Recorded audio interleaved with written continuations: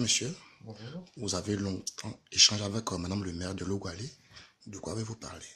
Alors, on a parlé essentiellement de son intégration au sein du Rotary, donc club à caractère social, dont je suis membre ici donc à Mons-Bruyères depuis plus de 7-8 ans, dont j'ai été chef de protocole et trésorier.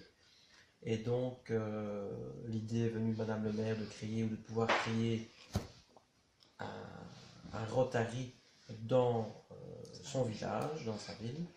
Et donc, je lui ai proposé de l'aider et donc de pouvoir peut-être parrainer un club sur place avec évidemment la collaboration de clubs rotariens existants déjà à Abidjan. Vous avez des forts liens avec la communauté ivoirienne, ici à Mons. Oui. Comment est-ce qu'elle se comporte ici? Oh, je pense qu'on est, à mon avis, à Mons, on doit avoisiner dans Mons Borinage, à mon avis, dans les 300, 400 Ivoiriens. Et donc, effectivement, à ce sujet, j'ai l'intention de poser ma candidature comme consulaire honoraire, parce que j'ai des attaches particulières avec Abidjan depuis plus de 10 ans. J'ai des amis, j'ai de la famille, j'ai investi à titre personnel, à titre professionnel. Et je suis chef d'entreprise depuis 15 ans à Mons. Et je pense qu'effectivement, la Côte d'Ivoire, qui est un super pays, n'est pas suffisamment, à mon sens, développée ou présentée comme elle devrait, parce qu'elle a des atouts économiques extrêmement importants. Pour moi, ça reste un des pays de l'Afrique de l'Ouest les plus riches, malgré le fait qu'effectivement, il peut y avoir à certains moments des points de divergence ou des soucis politiques. Mais cela, je pense que le peuple ivoirien peut surmonter sans aucun problème la réconciliation qui est en place par Hassan Ouattara. Et je pense qu'effectivement, nos Ivoiriens de frontières ici, puisque nous sommes dans une région qui est la région de Mons-Borinage, donc il faut savoir que nous sommes frontières avec le nord de la France. Donc les Ivoiriens, je ne compte évidemment pas les Ivoiriens de Montbeuge, de Valenciennes, qui doivent toujours se rendre sur Bruxelles pour des visas ou pour des renseignements d'ordre administratif ou peut-être pour des projets eux-mêmes en tant qu'Ivoiriens, de développement dans leur pays.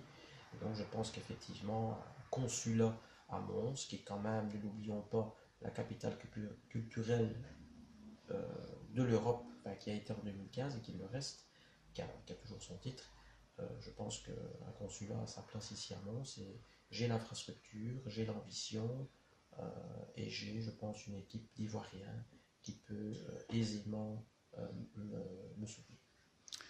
C'est le cas, Madame le maire? Oui. Je dis c'est le cas? Ah ben oui, j'ai constaté sur place en 2 jours qu'il y avait pas mal d'Ivoiriens à Mons, en Belgique, et, surtout dans cette ville de la Belgique, où je crois que Maximo est originaire d'ici, et du coup, ça peut être une belle plateforme pour la Côte d'Ivoire d'être promue dans cette localité. Comment vous comptez y contribuer, vous qui êtes une autorité? Je vais transmettre en fait la doléance, la candidature de M. Maximo au ministre des Affaires étrangères, Dr Maboutoua Keus, que je connais personnellement. Et donc je vais lui en parler. Et puis après, c'est lui qui va voir les possibilités à offrir à M. Maximo. Mais je pense que la candidature de M. Maximo, je la soutiens. Je la soutiens. Je suis venue à Mons. J'ai vu les potentialités qu'il offre ici. J'ai vu qu'au niveau infrastructure, il a ce qu'il faut pour accueillir un consulat honoraire de la Côte d'Ivoire à Mons. Merci. Merci. Merci bien. Alors, vous êtes ivoirien ici à Mons. Maximo, c'est une belle opportunité pour vous. Je vous remercie, moi c'est Evariste Tapé, ivoirien ici à Mons. Je pense qu'ici déjà nous, on a une forte communauté ici. Et l'entente hier, on a souvent des occasions de se retrouver et tout. M. Maximo n'est pas étranger parmi nous et je pense que c'est même pas nous, on pourrait appeler ça pas une candidature, tu vois. D'office, c'est un point nommé que Massimo soit choisi à ce poste-là. Parce qu'il est plus proche de nous, on a de franches collaborations et tout ça. Et il connaît, en même temps, il connaît aussi la Côte d'Ivoire. Il n'est pas novice dans la chose ivoirienne. Donc je pense que c'est l'occasion pour nous de l'introniser, si je peux employer le mot ainsi. Je pense que c'est ça. Vous vivez à Mons depuis combien de temps? Moi, je suis à Mons depuis fin 2009, bientôt 6-7 ans que je suis là. Oui, je suis d'accord avec ce que le frère Évariste Tapé a dit. Moi, c'est Haricot Cyril, résident à Mons. Je suis à Mons depuis 2009. Voilà, donc pour la candidature de M. Massimo, c'est quand même une très bonne chose parce que monsieur Tapé a déjà tout dit. Vous comprenez, il a déjà tout dit. C'est un monsieur qui est vraiment proche de nous, qui connaît bien les réalités, qui est toujours à nos écoutes. Et puis voilà, je pense que lui, s'il est choisi, pour nous, c'est comme si c'était nous qui étions là, quoi.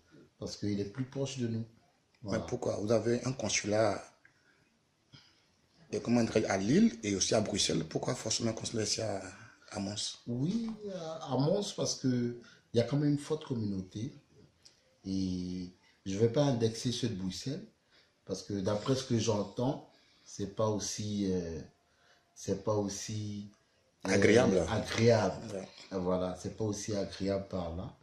C'est vrai, moi-même, j'ai été il y a au moins 5 ans, mais il fallait faire un protocole. Beaucoup de tracasseries administratives. Tu vas remarquer, même les visas se prennent plutôt à Lille qu'à Bruxelles. C'est parce que les gens sont quand même désagréables, ils ne comprennent pas. Voilà, c'est un pays, il faut aller, il faut écouter les gens, il faut satisfaire le citoyen en fait. Donc, et pour nous, moi personnellement, j'estime que M. Massimo, qui est plus proche, qui connaît un peu les souffrances donc avoir un consulat à Mons, c'est une opportunité. C'est une opportunité. Pour désengorger un peu Lille et Bruxelles. Et Bruxelles, tout à fait. D'accord, merci.